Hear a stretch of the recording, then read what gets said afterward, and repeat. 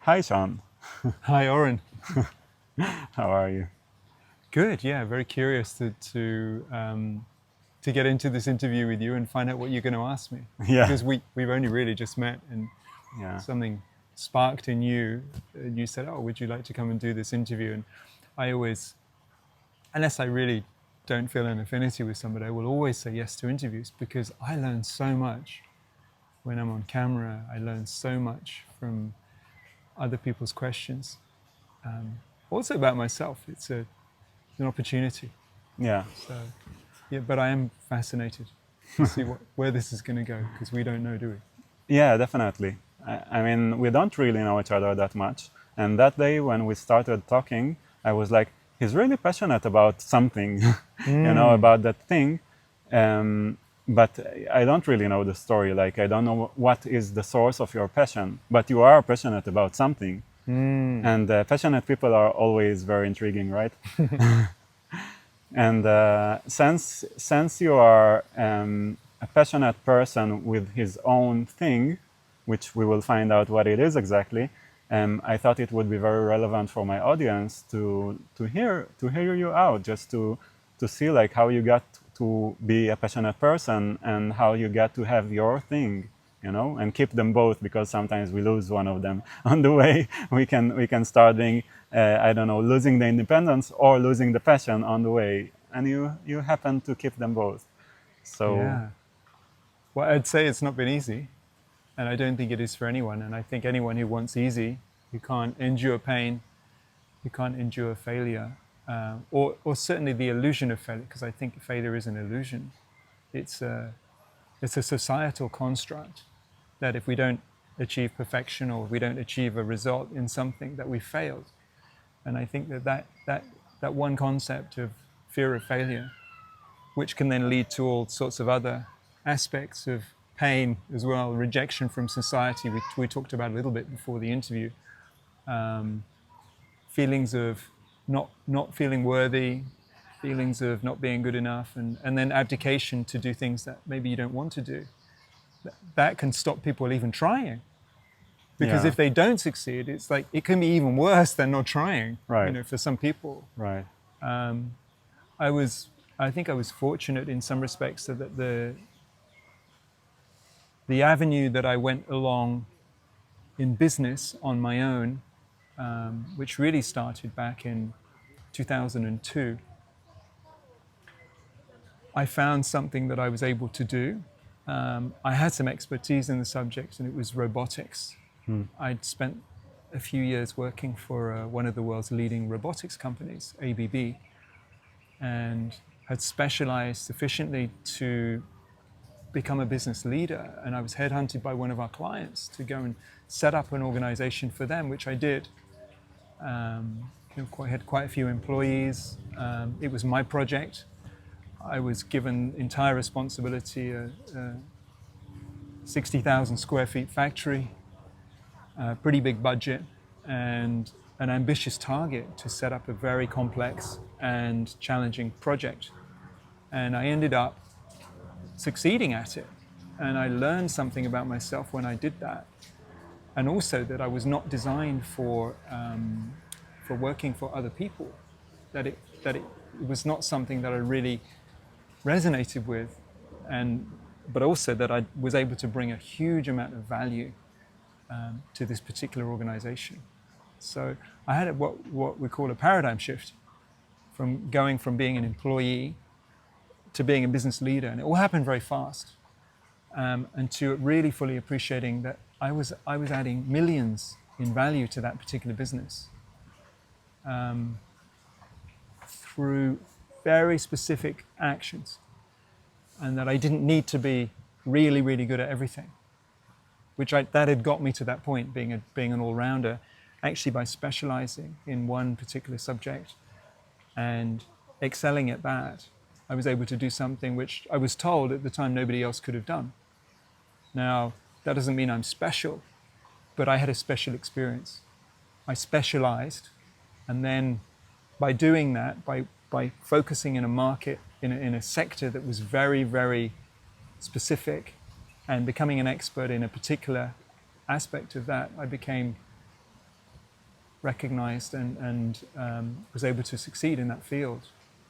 So that's how I started. Yeah. And Really back then built you my were still confidence. employed. I was still employed, and I was still employed up until 2002. I set up that company. It was called Paintbox in the UK. I set up that company in 99, 2000. And then I went and did another startup as an employee. And as soon as I turned the business around, because what I was able to do was get to the root of what was not working with things. Either managing a project, so focusing on a critical path that I knew if we didn't follow that path, we wouldn't succeed in that timescale. So the turnaround business that I did in 2001, did that for a couple of years. That was a banking family, wealthy banking family in the UK who had set up a tech startup making machinery for coating mobile phones. So if you remember a few years ago, we had these Yeah. mobile phones, they were all painted. Yeah. They all looked nice colors. And this company developed technology for high production for companies like Nokia and Ericsson and Motorola, for large volume manufacturing, but with very flexible manufacturing systems. And they couldn't get it to succeed. And I came in and there were a few things that I could see straight away. And it took me a few months to get them to change those things. And as soon as they did that, the business turned around and we had a successful company. At which point they made me redundant because Yeah. I'd done what I came to do. Yeah. And I then realized that actually I couldn't rely on other people to support me and that I needed to do something myself. And then had an opportunity to set up my own business. So I maintained my specialization in robotics and used that background and experience and bought myself my freedom. Yeah. So I took a risk and I funded my own, from the money that I'd earned, I funded my own startup. And after about 2 or 3 years, I started earning revenue from that and specialized. So just to point it out, you had two quite big successes before you started your startup, right? Yeah, on paper, yes. Although I didn't come out, I didn't exit those successes with large amounts of money. Yeah, but when I say success, I don't necessarily mean money. Like it's just the sense that you set a goal and you achieved it. Most definitely, yeah. And they were quite difficult challenges. Each was very, very different. And I enjoy that. So one thing I learned also was that diversity, because I'd succeeded in one, setting up a complex startup. And then the second one I did was a very complex, difficult, politically charged startup company that wasn't succeeding, with very strong fixed ideas from the owners, which I needed to work around. So I learned other skills doing that. Right. But I came out of that with a sense of, I failed because they got rid of me. I really had thought that I was going to be there much longer. So I had that to deal with. I had 3 months of feeling like I'd failed. But then I realized that actually I hadn't, because that led me then to starting my own company. If I hadn't had that kick, Right. if I hadn't been literally kicked out into the world to fend for myself, I probably wouldn't have done. Yeah, I was wondering why you said that they made you redundant, because it sounded like you made yourself redundant, and it's actually a very good thing. That's the job, in my eyes, that's the job of every CEO, to make himself redundant to the point that he can look at the perspective at his company and not be hands-on anything, because that makes you lose your perspective, right? So you actually managed to do the best thing that a person could do in his work, right? I agree. And that's certainly what I did when I did the first startup. Was I worked really, really hard so that I didn't have to be there anymore. Right. Because I wasn't happy working with the owners.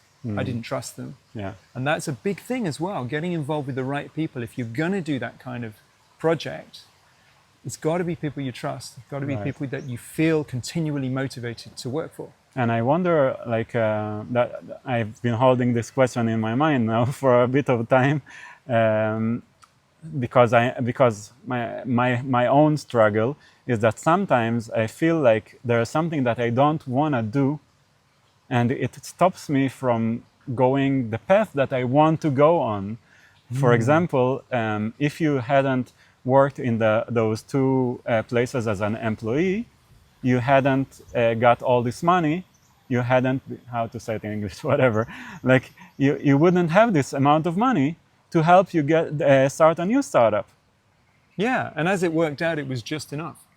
I literally, I've always ended up with always just having enough to achieve, to get to the next breakthrough. And it's not like, from what you said, I understand that you didn't enjoy so much in general being an employee, and on top of that, like employee to those owners, like of the second company, you didn't like the owners, right? Well, in the end, I mean, we all got on well. Socially, we got on well, but there were ethical things happening that I would just, I would wince. I'd be like, oh no, really? Yeah. And what they used to call the employees and that kind of thing. There were certain things going on where I was just absolutely astonished and couldn't resonate with them. And then in the end, couldn't give my name to that company. Right. When I resigned from the first one, they offered to double my salary, and I was on a high salary. And I just said, I'm not doing it. In fact, what I did is I took 3 months off and I went to the US and I learned to fly. I didn't know what to do with my career at that point. I'd reached the top in the industry. It was totally dissatisfying. And I just felt the need to do something different. So I went and lived in California for 3 months and did my pilot's license. We haven't talked about that. That's amazing. And it was after I'd done that I came back and did the other turnaround. Yeah, that's quite a special story that you got. Well, that was interesting. I had an interesting time. Yeah. So from going from being, at CEO level to then being a student pilot, walking to the flying school every day with my bag and having to literally start from zero. For me, that was fascinating as an experience. Yeah. Going from here to here, and then, over a sort of 2-month period, getting up to passing my license, learning how to fly solo, becoming really competent at it. I got up to about 80 hours, but then got bored. It was just, it wasn't challenging. It was just more repetition, and that's what flying turned out to be. And for somebody creative and entrepreneurial like me, flying's never going to be enough. Right. It was a useful thing to teach me something. It got it out of my system, but it made me realize that actually, if you're going to do flying, then do it to get to meetings. Yeah. Do it for a purpose. Right. Don't do it as the purpose. Yeah. So that's what I learned from that. But I can see why you wanted to try it out. Yeah. It sounds like something I would want to try out. Yeah. Just for the gist of it. Yeah. Actually, I wonder if you answered my question. Yeah, you haven't yet. Like, my question is, I will make a clear question now. Why did you want to work there? Like, you said that you had ethical questions you questioned their ethical decisions, and you didn't really enjoy being an employee. Like, put it all together, like, you probably didn't, it wasn't the best time. Even though you succeeded, it doesn't sound like you enjoy this part of your life so much, this time in your life, right? I don't know. And if you didn't enjoy, why did you go? Like, not why, I understand the why, but how did you have the motivation to keep coming every day to work? Well, the first thing, it seemed like when I was on that career path, people have this idea of a career. It's very different now, 25 years on. People have multiple existences in different roles, but at the time, you had one career. That's how the world was. So it seemed like a logical progression within my career. It was well paid. It was one of the top companies in the industry in Europe. I had a role heading it up as the leader, as the main leader in the business. And if they had satisfied the promises that had been given when I joined, in other words, you will have this directorship and there will be opportunities for shareholdings and all these things. For me, it was my route to being a millionaire. So actually, I prostituted my body to do that role in order to achieve my financial aims. Yeah. But it came at a cost.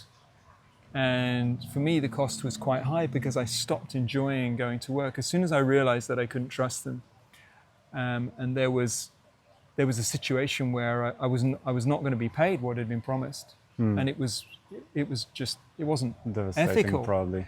That was devastating because it was the principle of me going there was what I'd promised to do. I did what I promised to do, Yeah, and they didn't. I wasn't rewarded. And at that point, I just had this instant.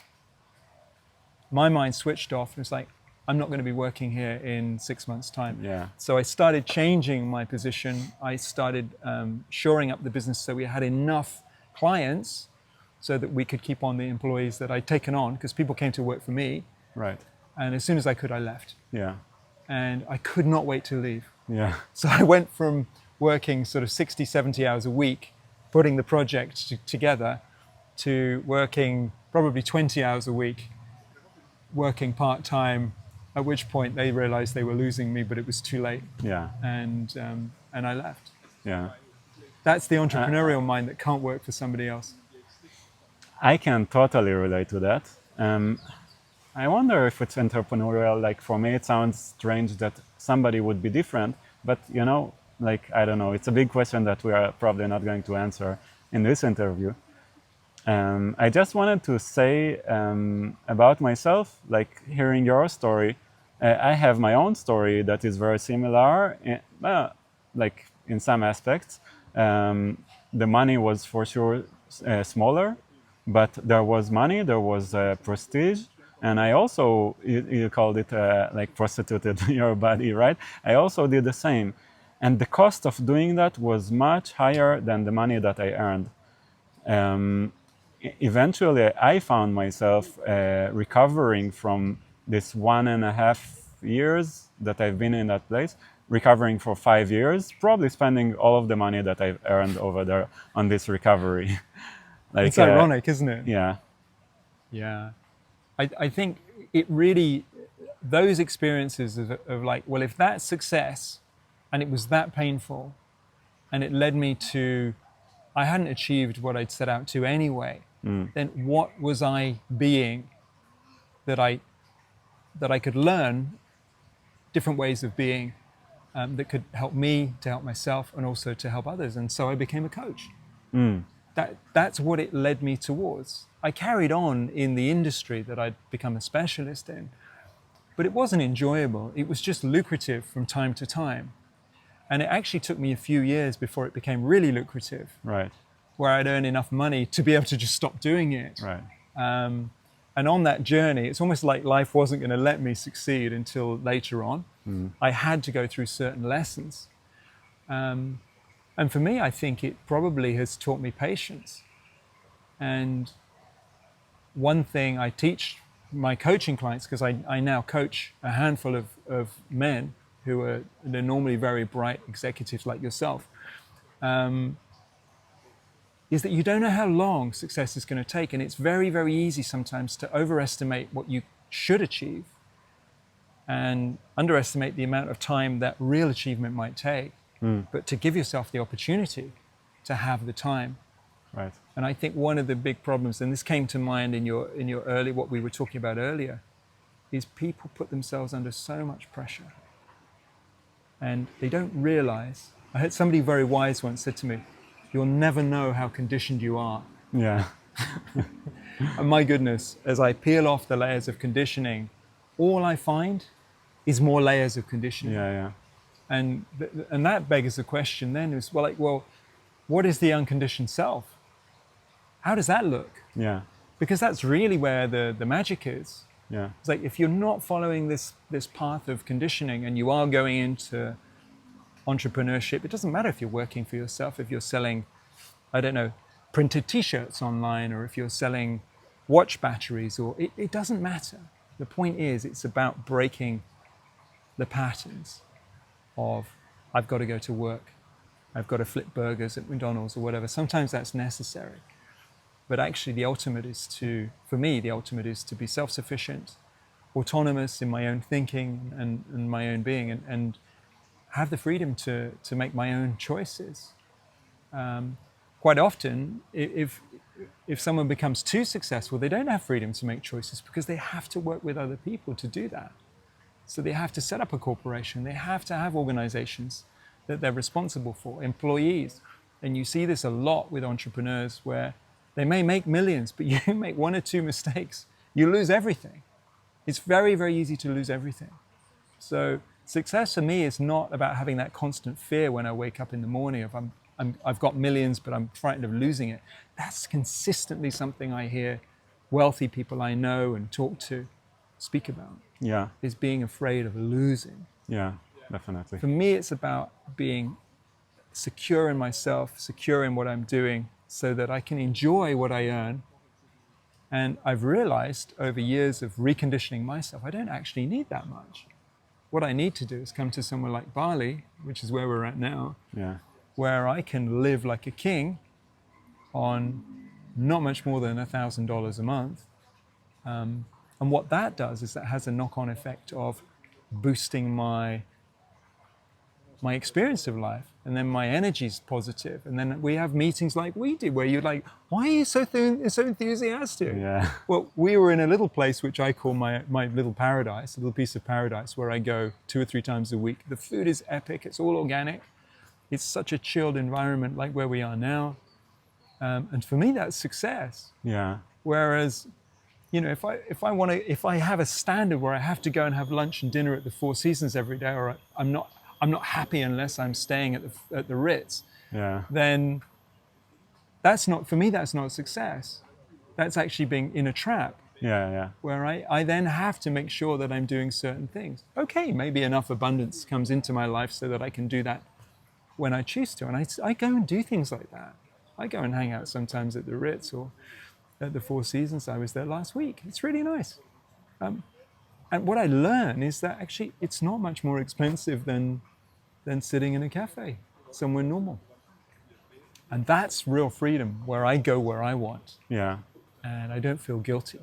And I don't feel like I've got to do it either. Yeah. So, Yeah. You said then quietly, and I don't feel guilty, and I feel like this is the main point, like this, right? Because having the money, for somebody who doesn't have almost anything, just going to the cafes that we are used to going to is like, a big deal. wow, yeah. Right?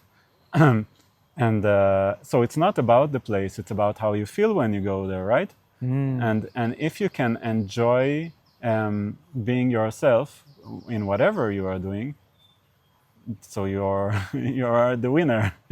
And that really is the ultimate. It's why I got involved in, I'd study astrology, human design, gene keys, all kinds of archetypal disciplines to understand people's true nature. And they're very, very useful. I use them in my coaching because it gives me access to someone's essence way beyond what they may even realize about themselves. Right. I mean, Carl Jung, for example, who was one of the world's preeminent psychologists and has changed the world of psychology with his work, he would never work with somebody unless he'd done their astrological chart, because he wanted to know what their life was about. Now, that may or may not resonate with people, but what I'm talking about is there is an important need to understand the core of what somebody is. And the first person to really understand is the self. And anyone who knows themselves, was it Aristotle or who said know thyself? I think or was it that was one of the Roman Caesars? I can't remember. Yeah. It might have been Marcus Aurelius. I forget who it was, but know thyself as a key point of wisdom. Because without that, who are you? And who are you being? And then you're confronted with, well, if you know yourself, if you truly know yourself, you know who you are, then why are you doing that? Because that's not who you are. And that then brings you back to personal responsibility. It's like, if you know who you are, you know what makes you tick, it's much easier to know what to do. Right. And it's much easier to be good at that as well. Yeah. Sorry, it looks like you wanted to say something, another thing. I just, before I forget, I wanted to say about, you were talking about conditioning. And I found in my life a way to decondition some of the conditioning that I have, because it goes, as you go deeper in deconditioning yourself, as it goes deeper, it goes like closer to me, and then it's like more in my blind spot. It's more mixed with my traumas. You know, it becomes harder to decondition some of the stuff. But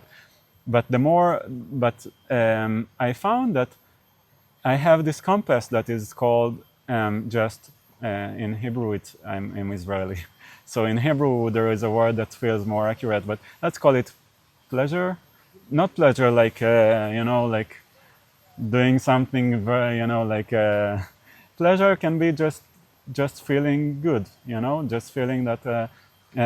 Is it pleasant for me how I'm sitting right now? Oh, the pants are a bit tight. Oh, now it's better. Yeah, more pleasure. Now I got more pleasure. Yeah. So even the slightest thing that is not in its is not pleasurable, not like in its right place, can be. I can feel it.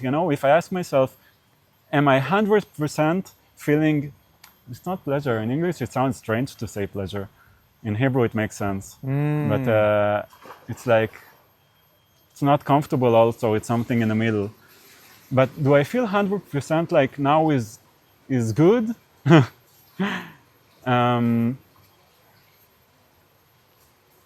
So if I ask myself this right now, what I feel is that I feel I have like 15% of my attention going to like how I'm getting, like how I am on camera.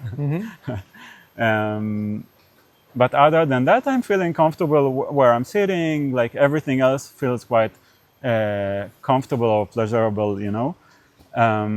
Why am I talking about pleasure? What does it have to do with conditioning? So I found that when I'm checking the status of my pleasure, I'm getting sensitive to things that make me feel stressed or uncomfortable, and those things are. Oftentimes they are thoughts, and those thoughts are necessarily coming from conditioning, because the other things that are not conditioned are the things that are actually getting me to pleasure. The conditioning is what takes me away from pleasure, because the conditioning is the not self. If you talk about human design, right? It's the not self. It's not who I really am. So it's like a conditioning detector. When you really get sensitive to how you feel at the moment, it's like a conditioning detector, to the point that it starts to blend with your traumas. I'll talk about myself, where it starts to blend with my traumas and stuff, and then it's like, then I become blind again. But Yeah, I mean, the conditioning thing is a big subject, and it's interesting that it came up. I didn't know what we were going to be talking about today, as we said in the beginning. But I think as the context of this interview, as you said, is for people who are starting out right. as entrepreneurs. They're starting out in a business, and they may have a sense, like an urgency inside them, where they want to do something. And this may be something they've been putting off for years, or something that they've just been waiting for the right opportunity to do. What always gets in the way is a sense of, oh, I can't do that because. If somebody's thinking in a certain way, oh, I can't do that. It's not until, as an entrepreneur, one is able to normalize certain behaviors that it's easier to shift from old patterns into new ways of being and behaving. And often the way to do that is just spend time with people. They always say, the 5 people you spend most of your time with, that's what you become in 5 years. I found that to be true, but it's also paradoxical, because it's like, well, they're the people you're spending your time with because they're the people who are in your life right now. You don't have to change it. Right. The thing to do is to feel how you feel about your relationship with those people, not try and change them, work out what is being activated in the self, and then it's much easier to work out what to do. Life has a habit of changing anyway, particularly at the moment. The way life is going at the moment, we're in this massive period of change. Right. And there's going to be a lot of people who are not able to do what they used to do because of AI. I think that some figures I heard last week, 41% of people are not going to be working because of AI. Right. And that's a wave that or maybe thanks to AI, right? Or thanks to depends, AI. Well, it depends how depends you if they are enjoying not working or suffering this. Well, and that begs another question, which is what is working? I mean, our conversation came up where we were talking about the health supplement that I work with, which I'm infinitely passionate about because it has such a profound effect on people. So for me, it's not work talking about it. Yeah. It feels more like a duty to humanity to share something like that, right. because it's so helpful. So it's less work and more passion. And then the question for me comes, well, is there anything in me my condition that's stopping me from sharing that, that's stopping me from being passionate about it? And I think over the last couple of years, because I've been doing other things as well, but the last couple of years when I've been working with it, I've been through a journey of, I don't like this about it, or I don't like that about the way the company's structured, or I'm not sure about this. And it's like, and in the end, it actually doesn't matter. It's like, am I in a relationship with that particular company or not? The answer is yes. So are there things that I can do to improve that company? I'm doing them. Yeah. How long is that going to take? I don't know. Well, so being impatient is not going to help. Right. So it's more about taking the right actions at the right times and also waiting for the right opportunities and doorways to open. So I have an audience at the end of this month with the founder and the CEO, which is going to be very helpful, I hope. Let's see. Yeah. And if it's not, then I can calibrate my position, whether I'm more of a consultant to this business or whether I just carry on working with them. Yeah. So we're not going to know until the thing's actually happening. Eventually, you have like your own relationship with the product, right? You have your own direct relationship with the product, and because you appreciate the product, and you would want people to use it because you know what it can do, and then the company that you're working with, company, I don't know even if it's a company or what it is, but it's like in the name of your mission with this product, you want them to change their policy to allow you to bring it to more people, and like it's That's like absolutely it. Yeah. I can see, but again, by putting my consultant hat on, I can see so many avenues that we could open up to more people. The figures I did is that less than 0.01% of the world's population has used this product, this health supplement. Yeah. And therefore the opportunity is enormous. Yeah. And so whilst one of the things that I've noticed with them, and I don't think I'm talking out of turn, I just think it's interesting, is that they're seeing growth. Yeah. Irrespective of whether they do it right or not. Right. Because the product works. It's good, yeah. His product's really good. So that's carrying them through like probably 25% year-on-year growth. Yeah. Well, I can see much bigger growth. Right. Not that growth is the metric for success, but for me, success is actually bringing something that's health-giving to more and more people in a world where people are getting unhealthier and unhealthier. Right. So it's like there's some urgency. It's pressing. You know, for that reason, I want. There's more that I want to do.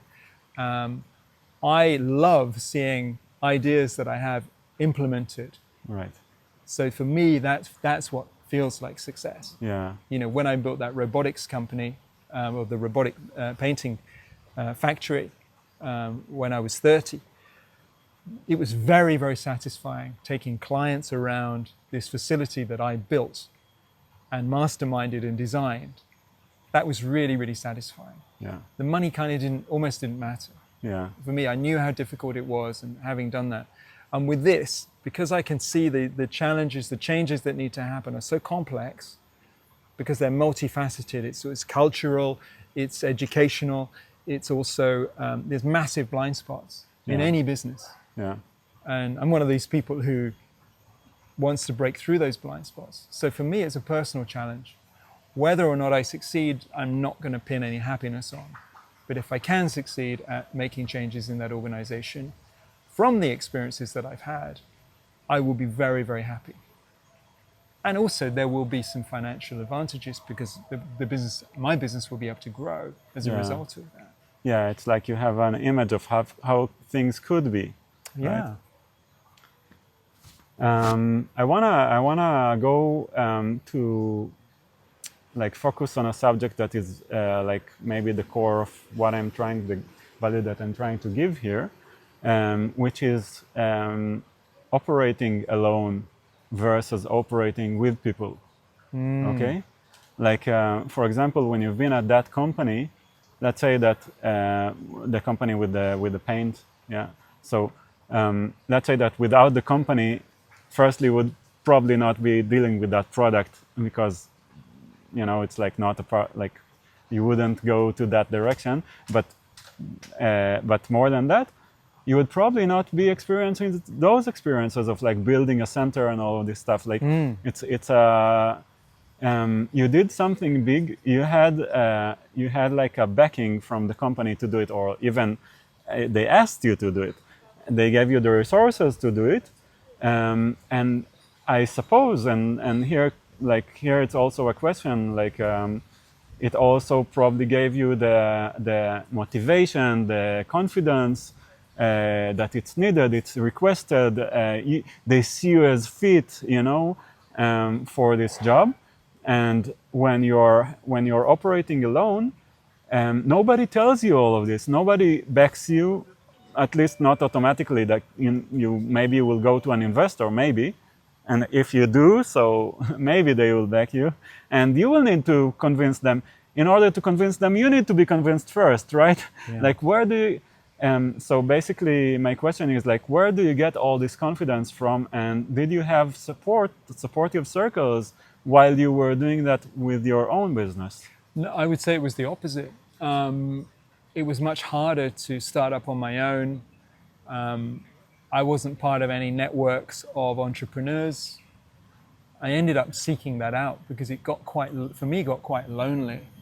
And I'd end up going to breakfast meetings and meeting other people who worked for themselves. A friend and I set up a network of creatives.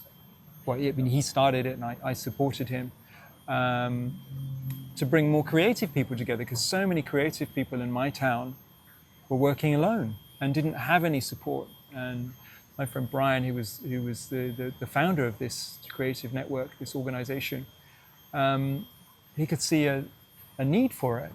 And it was a great way of bringing people together. It turned into a chaotic organization in the end. You get 500 creative people together. It's on a regular basis. We would get meetings up to 80. It was fun, but my goodness, it was really, it got messy. I imagine Nerf guns. Almost. Maybe metaphorically Nerf guns. But I learned a lot from doing that. I've done so many different things, so many diverse things. But there was a need for companionship. And one of the things I've learned about myself in recent years is also neurodiversity. I have what would now be called an ADHD diagnosis, which has allowed me to understand why I'm really good at certain things and just rubbish at others. Yeah. Almost like an aversion. They physically make me feel sick. Things like doing paperwork or any form of admin. It's just like right. I can't maintain my dopamine levels for long enough to get things done. And so people like me leave things till the last minute until it becomes very rewarding to just be able to do that in a very short period of time. Right. You learn life hacks. One of the aspects of neurodiversity, which is a very, very common trait in entrepreneurs, is we don't really fit in. We don't fit into organizations. We're not easily organized, not easily managed, but often talented in certain areas. Is that aspect of needing to be with somebody. So you might find you have a dog, or you might just have a work buddy, somebody who comes into the same office space. This is why people love co-working spaces. Right. They don't feel alone. Right. Because it can be, and I think this is a human thing, it can be devastating to be sat in a room on your own working. So many people discovered that during the lockdowns. I mean, that was brutal. Yeah. Inhumane, in fact. The psychological effect that it had on so many people. One, maybe stopping them working, but two, taking them away from groups of people that they would normally be part of is literally cruel. So that's something that crept up on me when I first started working for myself. I didn't realize how lonely it would be. And I used to love going to see my customers. But because I was working in the robotics industry, we didn't have huge numbers of contracts that we were working on or bidding for. So meetings, I might have had one meeting every 2 weeks or something. Like, well, what did I do in the meantime? Right. Well, I knew instinctively that I couldn't, there was nothing I could do to make that business happen any faster.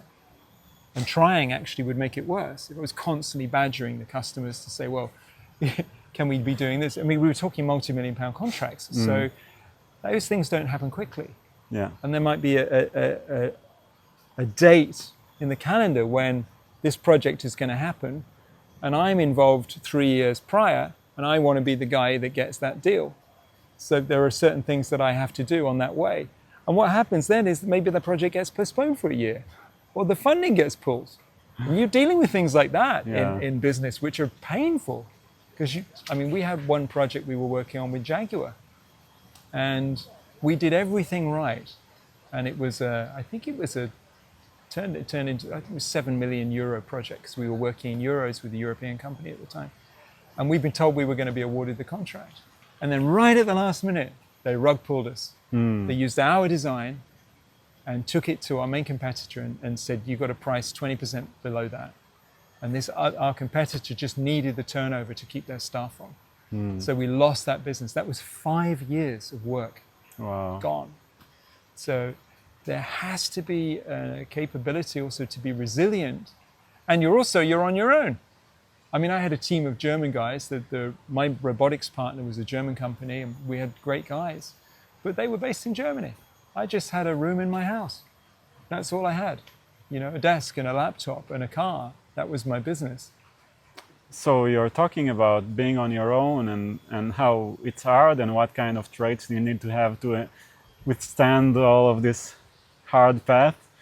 Yeah. So how did you support yourself? Like, how did you have the confidence?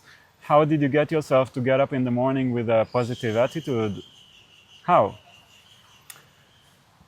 I had to develop, routine is really important, and also variety as well.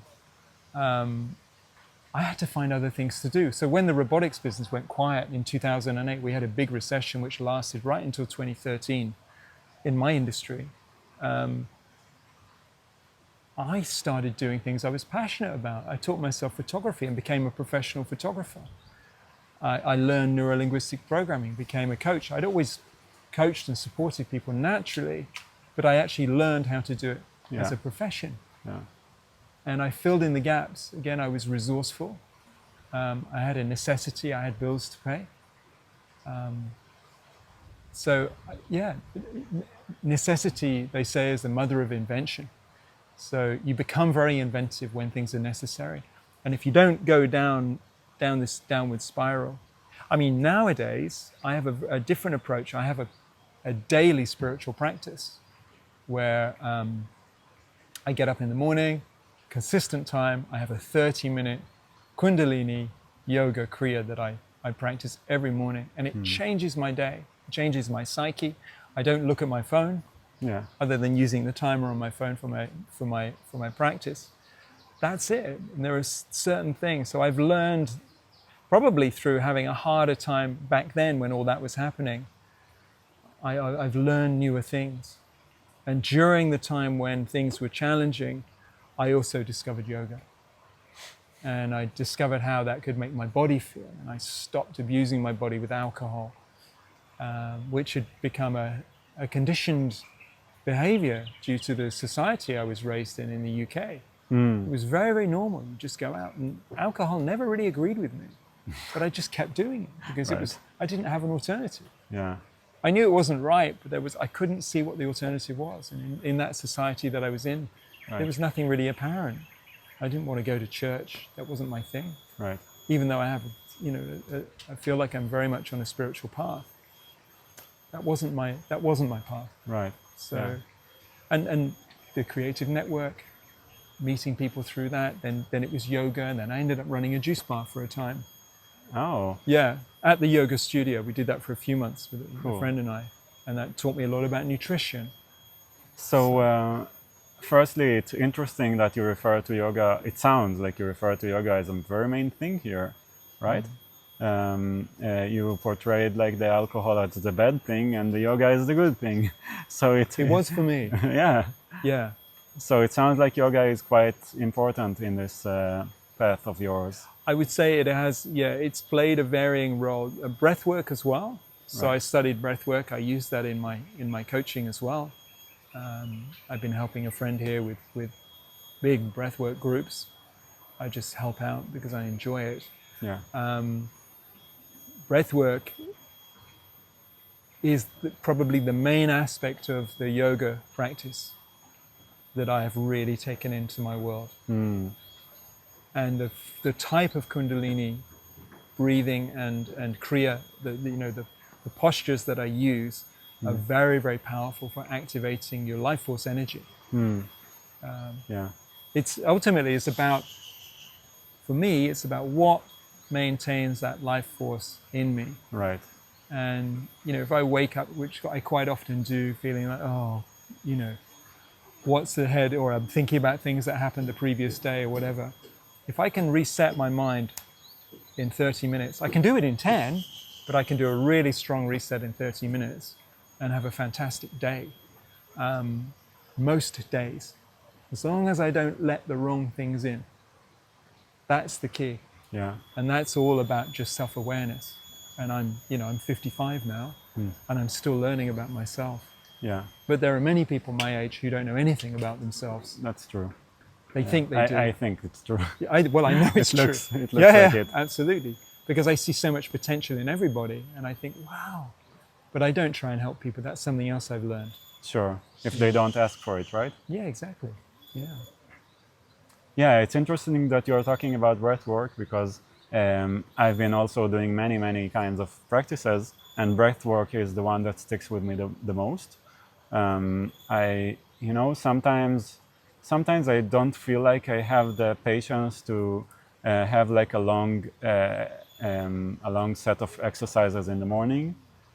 And the thing that I do even when I feel like this, is the breath work part. I found this exercise that is relatively short.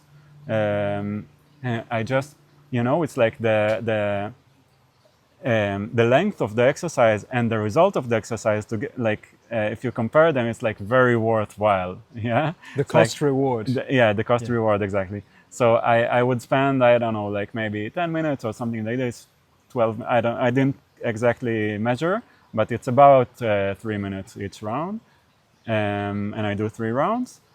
And in the end, it's like I can feel how I'm sharper. The biggest thing is that I feel my body as like more alive. I have this sensitivity. I know when my body is resilient and when it's not. I can sense when my body is susceptible to like disease or like disease mostly, I guess. I can feel it when it's susceptible. There is something that I can feel over there, and when I do this practice, I started doing it because I was not sleeping enough, and that's how I supported my body. Now I do it all the time, like every day, because I just sense that whatever is missing for my body, now I'm like filling the gap. Like whatever it is, whatever the gap is, it's like filling the gap, and then I start my day feeling whole. I don't know, feeling energetic, Yeah. It's not. I still face big challenges. For sure, it helps, but I still face big challenges in terms of I'm talking business. Yeah, I'm running from maybe this kind of feeling when I know that there is something better that I can do, but I don't do it because I'm kind of, I don't know, I can't wrap my mind around it right now. I can just do like very simple technical things. Do you know this kind of feeling? It's like I think it has to do with scarcity or like a survival mindset. When I don't feel like everything is fine and I can just sit and relax and then work from that place of like everything is cool, let's see how I can make it even cooler. When I feel like I need to solve my life, I need to do stuff right now and to make it happen, So in those times, I can't do anything complicated. I need to have a set of very defined things, like clean the floor, something like that. Something simple that I don't need to think.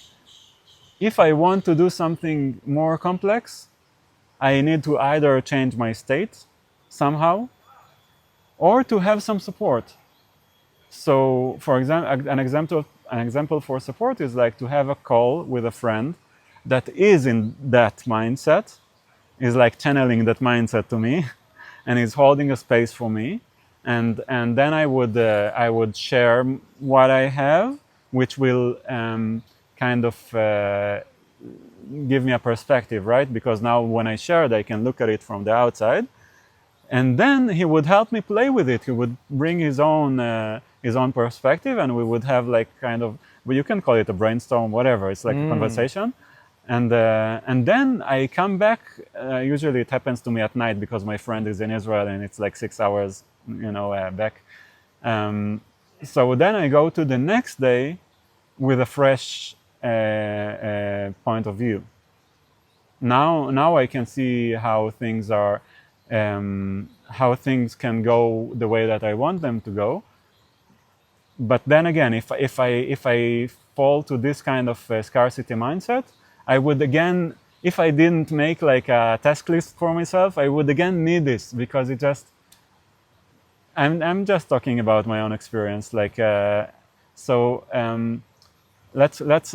say that having said all this, I wonder what you how to say it, like what you can relate with, and how did it look? How this kind of challenge looks in your life? How do you deal with it?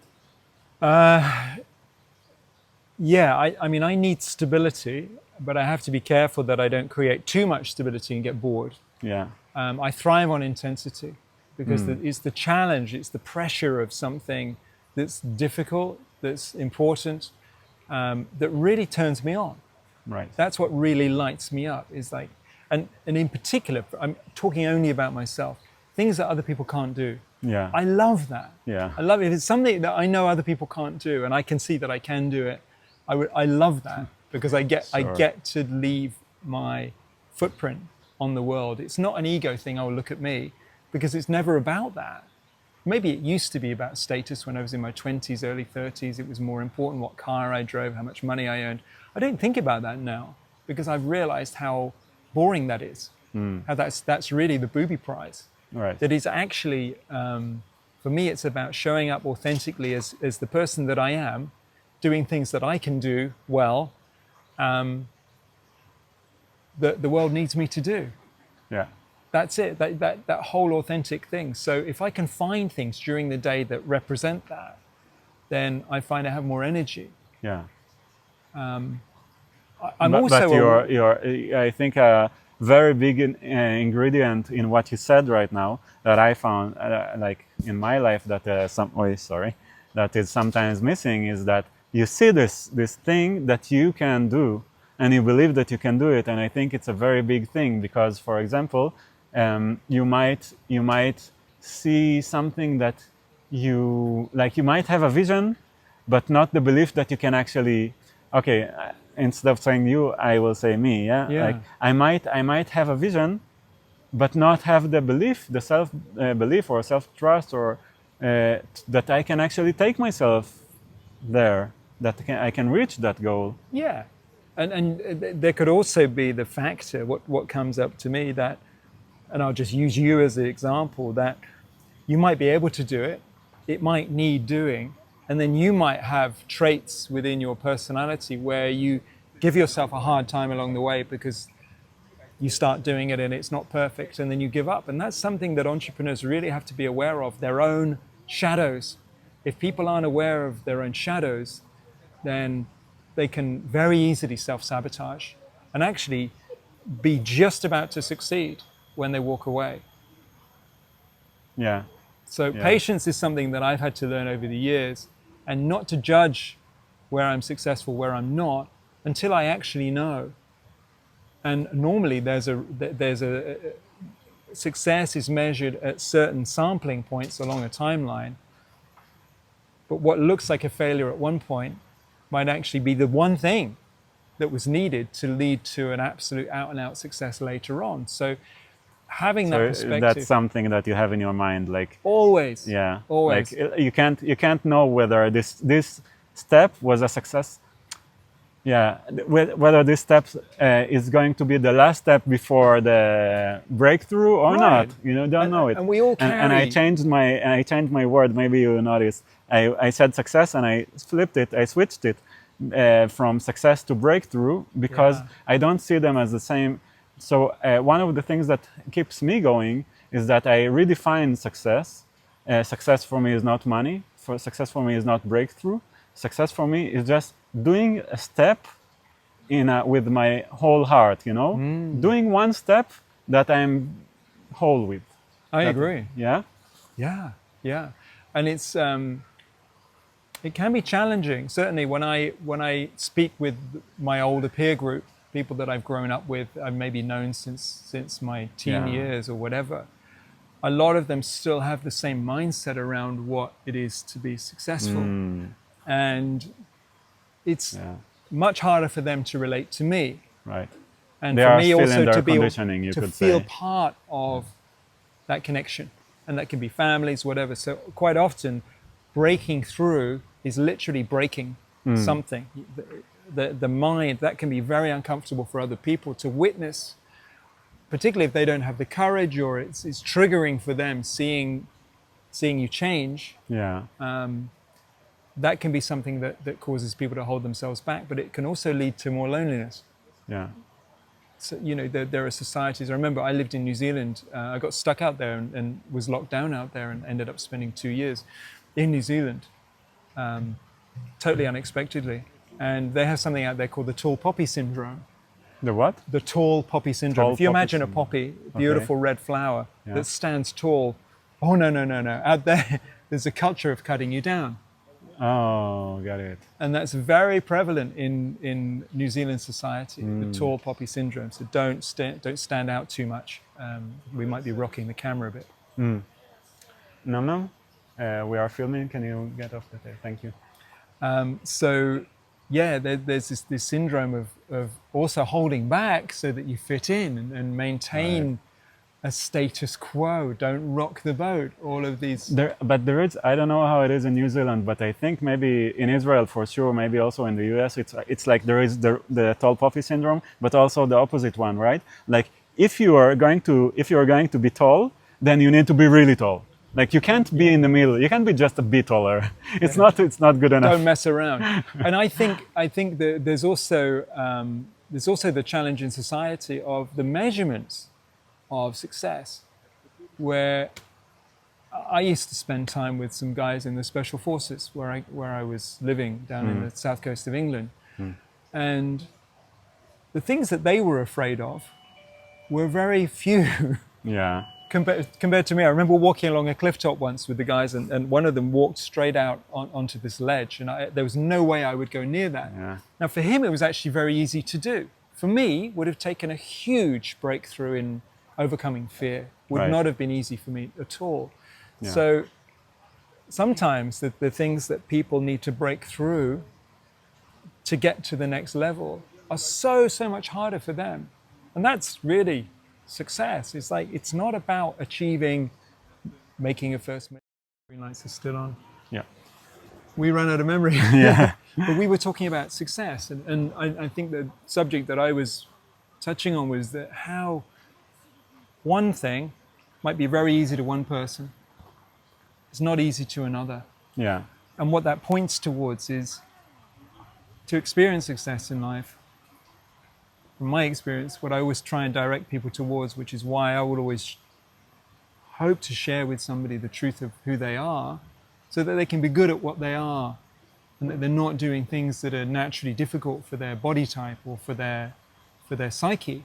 Yeah. And then there's more opportunity for them to really experience success by doing things that are naturally easier for them and giving the stuff that's harder to other people. And we've got this perfect opportunity now with AI to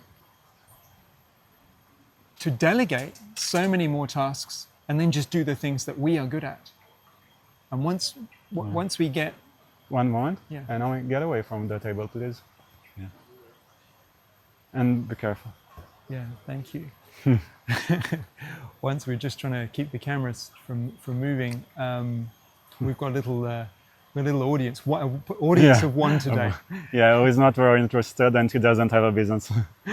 We can introduce her. She can come and say hello so people know. You wanna say hello to the camera? Come and say hello to the camera quickly, and then we'll finish up the interview and you can join us. Come and sit in the middle. Here we go. Okay. Here we go. Right, but you've got to be quiet because we're talking, all right? You're going to let us finish. Just wave to everyone. This is who's been wobbling the camera. He's trying to earn a moment, but she's my daughter. Well, yeah, here we go. Yeah, and she's like a VIP here, like, you know, in the Herb library. Like everybody know her, but some of them know me also. Yeah, exactly. Like they didn't know me when I turned up. So I think the most important, for me, a takeaway would be find out what you're good at and do that. And practice mastering the things that you're naturally good at. Because trying to do stuff that other people find easy, that you find difficult because you think that that's what you want to do, it's not going to help. Yeah, It's really, and that's what I've had to learn, is just do the stuff that I'm good at. And I know what I'm really good at. And so trying to fit into another framework, for me, is a pathway to failure and difficulty. And I would always end up then stopping and starting at things. It's like, I don't really want to do this. Whereas when I find something that's naturally interesting to me, like health, innovation, and helping people, being of service, those things I don't need any encouragement to do. I will always do. Yeah. I would say that there can be like some things are necessary in every business, and sometimes when you start a business, like for example doing marketing, which is something that many people find hard, they might not have the resources to delegate it, to pay for somebody to do it for them. I would even say that marketing maybe is something that the best thing for a person to do is to do his own marketing, because he's the only one who really knows who has the passion, who can pass it on. So I wonder, how you deal with this stuff. Marketing's not my forte. Yeah. So how do I deal with it? Yeah. I think for people like me, it just takes longer. I've just had to come to terms with the fact that because I'm not the one who's good at marketing, things will take me longer to do. And that there is a trajectory that I will follow, which maybe has a stronger foundation than someone who's really good at marketing, but it will take me longer to get to market. Right. That's what I experienced with my robotics business. Yeah. It took us, I think, with my partners, when I say us, probably 12 years to get to the first really good success. But the first successful deal that I did with them was with Bentley Motors. And that was the first ever robotics project they'd done with Volkswagen Group. And they were a German company. And I'd sold their first project, and I did it single-handed. So it just took time. It took reputation. It took a call from somebody that I knew saying, hey, I've just moved to Bentley. Yeah. Can you come and support us? Let's say that if you are good at, you're good at painting, you're not good at running. So you better not take running on if you don't have to, right? And if you have to take on running, so you better expect that it will take you a while to get good results. Yeah. Or you better get really good at delegating that to somebody who's good at running. And then you've got to make sure you have the resources so that you can delegate it. Yeah. Yeah. Okay. Pretty fun, huh? Yeah. It's very interesting. I always find it very stimulating doing things like this because I never know what's going to happen. Right. And we opened like some very, very interesting topics. We have. I found myself stopping myself, crossed my mind like several topics that I would be happy to speak with you about. Maybe next time. Maybe we can do another one in the future. Yeah. Wow. It's lovely to see you here today. Thanks for inviting me. It's been very interesting. Sure. Thank you. Thanks for listening, everyone. Until the next time. Say bye-bye. Bye-bye. Bye-bye.